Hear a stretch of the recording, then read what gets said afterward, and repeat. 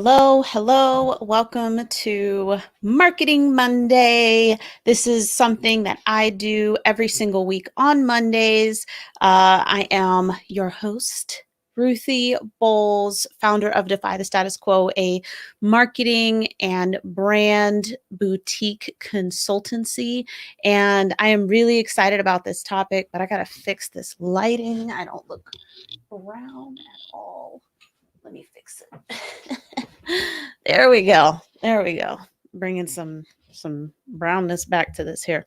So today's topic, we are going to be talking about how this kind of coaching and consulting trend that I've been seeing pop up seems like everything is a limiting belief. And if you read the description, you probably saw some of the examples I gave. So we're actually going to walk through those, and I'm really excited about it. But if you did not catch if you're not in the Defiant Business group here on Facebook, if you're watching on Facebook, then you missed my video last week about why I am railing against the large group coaching program styles. So you'll want to just search the Defiant Business group and make sure you join so you can catch that. That was supposed to be a 10-minute live, but people kept chiming in and stuff. So we were really like kind of riffing off of each other, and it ended up going a bit longer, but it was really, really good. And we were able to kind of pick that business model apart. So if you're watching, please love the hashtag lives or some your favorite emojis right now. You can give me like your 5 most recent emojis and see if we can paint a story out of that. But your greeting of the day, good morning, good evening, good afternoon, good night, wherever it is that you are watching this. I appreciate you being here. This is something that's been really getting on my nerves lately, and I hate how it's being used to manipulate people. But speaking of the video I did in the group last week, I did announce that my Build a Supernova brand beta group cohort is going to start on May 10th. And you can get more details if you join the group and watch that video. But essentially, my small group cohorts are going to be no more than 5 people. And there are a lot of benefits to that. I talked about it in the video. It was a really exciting video. So do be sure to go ahead and join so you can catch that. And DM me if you think that you are ready to build a brand that is essentially the soul of your business, so you can finally connect on an authentic level, make wonderful strategic partnerships, create magnetic marketing, and no pressure sales. So we're just going to dive in. Why does saying something is a limiting belief work so well? Well, at least as I have observed it, saying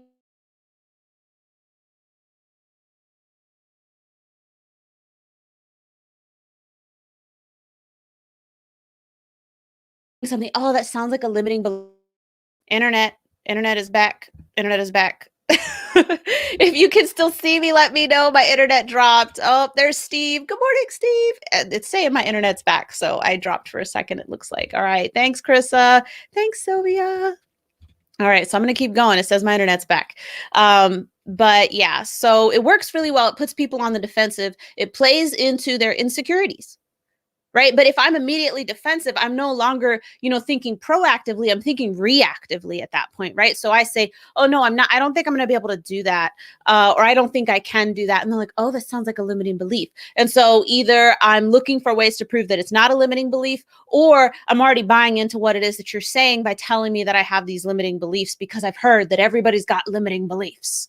Right. And so that's why it works really well. My biggest problem is that it typically tends to mask issues. It masks issues, and it allows the coach or the consultant almost like an easy way out. And then for the person who receives that type of comment, it does something to their mindset, and it continues to warp their mindset. It messes with their own emotional intelligence, in that their self-appreciation can go down, their ability to see clearly and make decisions for themselves. All of those things get warped, and it impacts their emotional intelligence.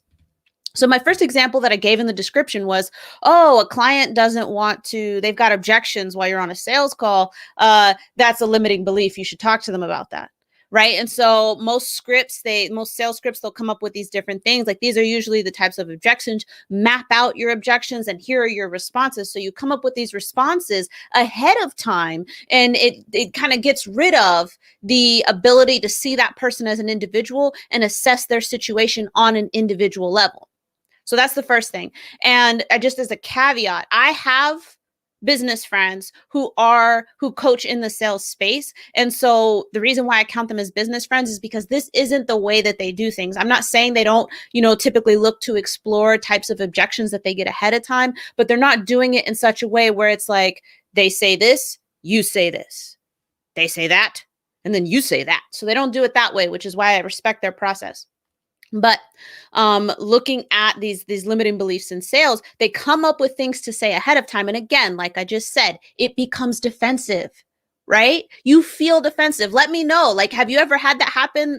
Maybe when you weren't as aware that this was a thing, where somebody says, oh, that sounds like a limiting belief, and you felt defensive. You kind of leaned into your insecurities instead of, leaning forward and saying, no, you're wrong, or at least being willing to stand up for yourself. Let me know if you've ever seen that, if you've ever experienced it. But it's true. Like, it's happened to me as well. So I'm not saying these types of things as like I'm holier than thou. Like, they totally drew me in. This is how it works. It's a mindset thing. It's emotional intelligence manipulation. And that's just how it is.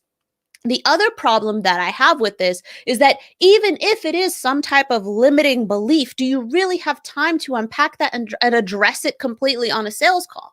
So this is something that therapists are trained in, but they typically don't unpack things that they cannot at least partially close off or mostly close off at the end of a session. And so that's what I see here with a lot of people in their sales calls, is that they are willing to pick apart somebody and make them feel like complete crap unless they choose to move forward with them. And so that's the idea, is they break you down mentally and then build you back up just enough at the end to make that decision to give them the credit card information. And I consider that incredibly unethical. Hey, Matt's here. Woo! But yeah, I consider that incredibly unethical.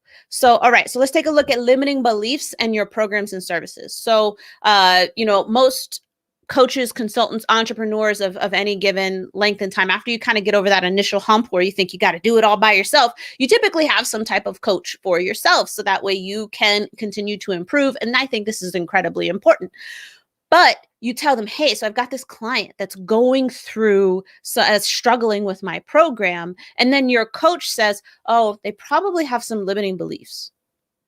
And like, what? All right, so let's hear. I'll give you some examples.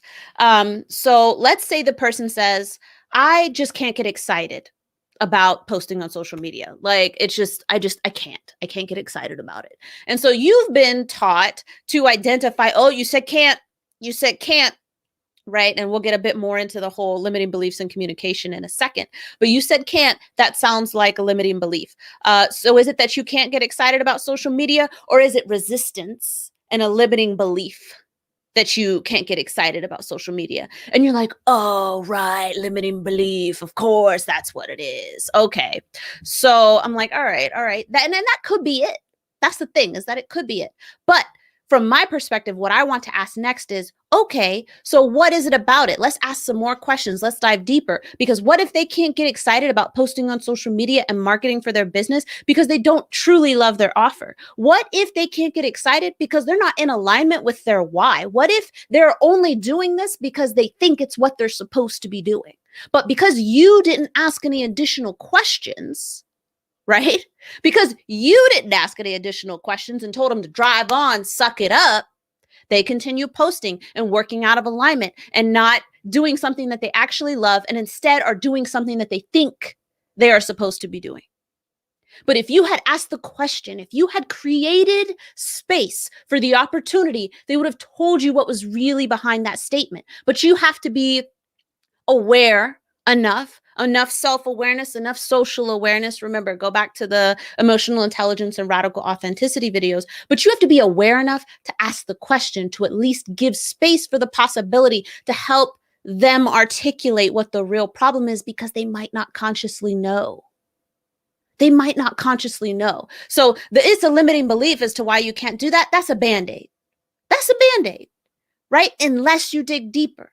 Because if it turns out that they are in alignment and they do love their offer and they love their audience, then they're in alignment. And maybe it's that they need to tweak their social media strategy. See how I'm coming up with all of these different possibilities from I just can't get excited about social media? I've come up with a whole bunch of different possible scenarios instead of just telling them to drive on and don't let resistance get you. Because that's what's happening in a lot of these coaching programs. I've got some comments here. Yes, alignment comes from intention. Thank you. Thank you so much for being here. Thank you. I'm glad that you appreciate these points. Okay, so Krista says that she's seen it.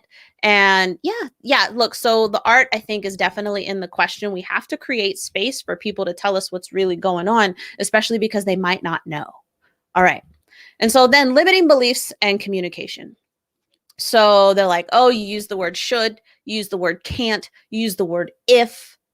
Those are limiting. Those are limiting. Got to eliminate those words from your vocabulary. And I'm like, why? Why must we eliminate these things? Right? Because by eliminating those words, I am then eliminating your ability to articulate your struggles.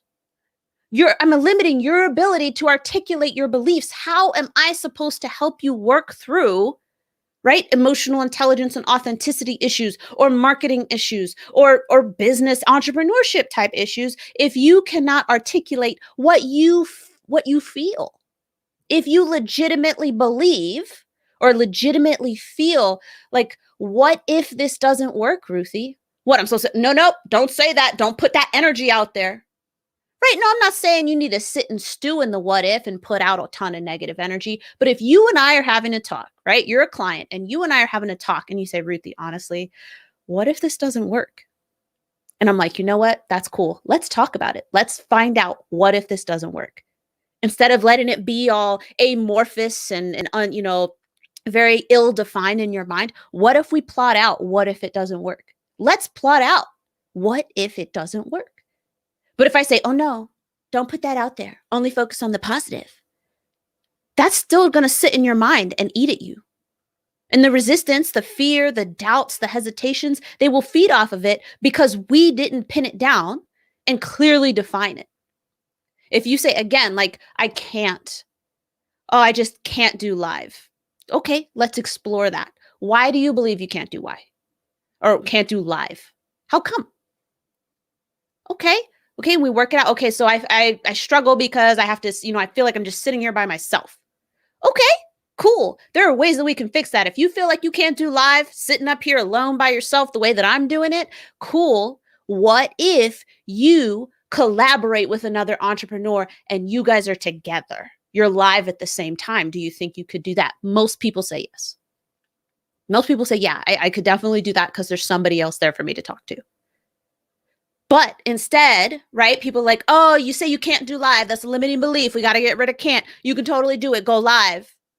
And I'm not saying that people shouldn't be pushed out of their comfort zone, but you have to understand where people's limitations are and exactly how far you can push them. If I can ease you into going live, make you feel more courageous and confident about going live because, we work together and find someone you can collaborate with, why wouldn't I do that instead of kicking you in the back into the deep end of the pool? Why wouldn't I help you flex your courage muscles? Right? Instead of throwing you into the lion's den of all your doubts and fears. So I think it just boils down to being ethical and looking out for what's really best for your clients, right? Because if they go live one time alone and it's a horrible experience for them and they feel bad about it, there's going to be so much dread and reluctance surrounding it. You're going to have a tough time getting them to do it again. Tough time, especially, again, depending on how much those limitations are getting to them. Exactly. It's about getting to the root cause. And that really leads up to basically the whole point here of today's live stream, is that this limiting belief crap is everybody, like a lot of people, I won't say everybody, but it's a lot of people using it as a Band-Aid. That's a limiting belief. Oh, you're right. And this is the thing. And so I mentioned it. So what it does is it doesn't allow you as the culture consultant to completely flex your muscles, right? And to help people dive deeper, to dig deeper, because that takes work. But then also, if it's you on the receiving end of those types of remarks, it can actually mess up your mindset. This isn't working for me and it's working for everybody else. And it's because of all of my limiting beliefs. I shouldn't even ask for help. I just need to sit here and work through these limiting beliefs. And also, it makes people reluctant to ask for help because they know that you're going to say it's a limiting belief, like it's their fault. And that's the big problem, I think, with coaches and consultants who use this as a crutch, as a Band-Aid all of the time. Your clients paid you for help. Stop making them feel like it's all of their fault. What if it's their offer? What if it's their audience? What if they need a different tactic or approach to social media or other types of marketing? What if they need? And that's what they paid you for, but you're over here with all this limiting belief crap. Stop it. Man, I've been holding that in all weekend. Oh, somebody's loving my tough love. Look, and it is tough love because I will tell you what, I was taught the limiting belief approach. Like, oh, that person doesn't agree with you. That's a limiting belief. They've got objections on your sales call. That's a limiting belief. And people will tell you that. They will tell you that in the DMs. Oh, you don't want to. I had somebody tell me as part of this pitching, the DM pitch slapping, right? They DM attacked me and they were asking me, what's your monthly revenue? How many clients are you working with? And I'm like, I don't know you. Why would I tell you that information? Well, what is your revenue goal for the year? Same thing. I don't know you. Why would I tell you that information? And they're like, oh, it just sounds, you're very resistant. It sounds like you have a lot of limiting beliefs. And I'm like, oh, of course, you're right. Let me give you my social security number too while I'm at it. Right? Like, I know y'all have gotten this in the DMs where they ask you these types of really intimate intimate questions, and then they expect you to just answer. And I don't know if people actually answer or what it is, but I'm not going to tell you that information because you haven't earned the right to hear it. It has nothing to do with my limiting beliefs and everything to do with you being nosy and trying to shove me into your funnel. I don't think that it's ethical to tell someone that they have a limiting belief because they're not sharing personal information with you. Oh, let's see. Okay, so Steve's like, great insights, treat the cause, not the symptoms. I see too many self-proclaimed experts prescribing without first diagnosing. Yes, actually, I think I did a live stream with that title, Stop Prescribing in the DMs. That's what I called it. But Steve, you're 100% right. And you've got people who are just like, oh, yep, I know what this is. And you've said what, like 3 sentences to them? And I see it on Clubhouse too. And I'm like, look here, I've been in this room for 2 seconds. You're not about to tell me what I know. Nope, not today. Let's see. What about your client's objections are, oh my goodness, are your own limiting beliefs. And you're like, wait. And they'll say this to you live too, right? So you get on the call with this coach and then they say it live and you don't have time to unpack this. You're like, wait, I think I need to write this down and unscramble it. Is there a code in here? Like, this sounds intense. Your client's objections are your own limiting beliefs. Wow, there's a lot to unpack there. And I think that the big problem with that is maybe it's true. Maybe it is true, but you can't leave it there. And so many coaches, especially in the group coaching programs, because they're so big and they don't have enough time to dive deep with everybody, especially with this type of thing. You just threw that bomb on me, but now you only had 10 minutes to talk to me. So you got to move on to the next person so you can keep this call to an hour so you can save time while scaling. But I'm left in the dust with the whole, every time I hear an objection, it's my fault, basically. Very good point. Sylvia says they want an arm and a leg. Yes, they do. And maybe even my firstborn, and maybe they want to walk out with my goat. Yes, it feels like I'm on a job interview. What are your 12-month goals? Blah, blah, blah. Yeah. Like, I have never asked somebody that question. Not on, like, in the DMs like that, right? Now, when we get on a call, that's different because the types of calls that I do, I'm not just funneling everybody to my link. It's like, hey, so actually, I'm going to ask you a few questions, not these questions, but I'm going to ask you a few questions to see if, this is a good idea for us to be on the phone. If it's a good idea for us to be on the phone, then yeah, I am going to talk to you about some more intimate details of your business. But like, I'm not doing this in the DMs like, hey, thanks for connecting. What's your 12-month revenue goal? Are you tapped out yet in terms of the number of clients you can handle? How many clients you got right now? Oh, yes, I remember back when I did one-on-ones. I was maxed out at 20 and so burnt out and I hated my life. And then they wax poetic, right? And Sylvia says, if those are limiting beliefs, bring them on. I like my privacy. And it's true, though. It's true, right? Like, they haven't earned the right to see that from you yet. Thank you so much for being here about this today. So Oh, I got another comment. A leg and an arm. And my goats. Yeah, they want the goat. They're like, oh, you got goats too? Let me get that. Let me get that goat. So just again, thank you so much, everybody, for being here with me today. Quick reminder, if you are interested in being part of the Build a Supernova brand beta group cohort, no more than 5 people, you'll probably want to join the Facebook group, the Defiant Business group, so that way you can watch the video I did. I believe it was on Thursday about that. It wasn't specifically about that, but it was why I am totally eschewing the large group coaching type of program, and I'll be doing small group cohorts of no more than 5 people. So if you want to go check that video out, be sure to join the Facebook group, because that is where I did it. And comment, send me a DM or whatever if you want to talk about how important it is to have a brand that's basically the soul of your business, allows you to create magnetic marketing, no pressure sales, and to make better business decisions. Do check out the Defiant Business Podcast. I hope you're seeing a theme here. Do check out the Defiant Business Podcast, because we have a new podcast episode up. It is from the Marketing Monday I did a few months ago about how to figure out if your marketing strategist gave you a cookie cutter strategy. So if you want the ease of downloading that on whatever podcast platform that you use, do be sure to look us up, the Defiant Business Podcast, anywhere you catch your podcasts.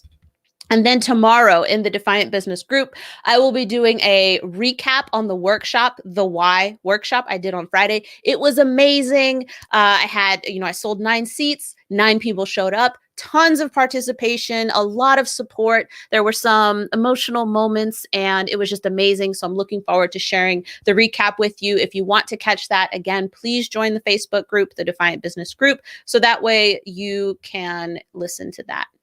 Yes, Steve, little boutique cohorts. I like that. Boutique cohorts. They're small. But yes, and there's Krissa. Krissa's like, go listen to the podcast. Woo! All right, guys, that was all I had for you today. I was bringing some serious energy. But the next time you hear people talk about limiting beliefs, I hope that you remember this live stream, because I want you to be more confident in what you are feeling. And that, again, is that radical authenticity piece, your emotional intelligence piece. You got to learn how to accept and anchor into yourself. And then these types of tricks and manipulation have a way smaller chance of working on you. So thanks again for joining me today. And if you join the Facebook group, I will see you tomorrow.